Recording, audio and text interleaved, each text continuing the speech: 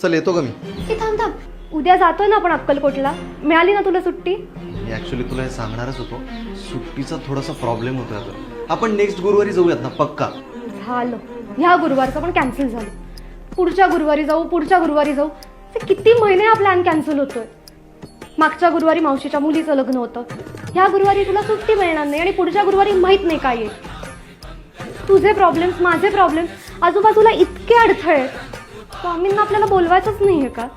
हे बघ, तू शांत हो. काय ना, कधी कधी आपला संयम हीच आपली श्रद्धेची परीक्षा असते. आणि आपण कितीही प्लॅन वर्कआउट करू द्या, स्वामींचं बोलावणं आल्याशिवाय ना काही शक्य होत नाही. पण हां, एक दिवस ते आपल्याला नक्की बोलावतील आणि आपण अक्कलकोट दरबारी अगदी आनंदाने उभे असू. पण कधी? किती महिने झालेत आता? आता ते आपल्याला कधी भेटायला बोलवतील हे मला माहिती नाही. पण मला सांग, तेच जर आपल्याला भेटायला आले तर? कसं शक्य आहे? काही बोलू नकोस तू. अगं शक्य आहे. 21 मेला प्रवीण तरडे दिग्दर्शित देऊळबंद 2 हा सिनेमा येतोय.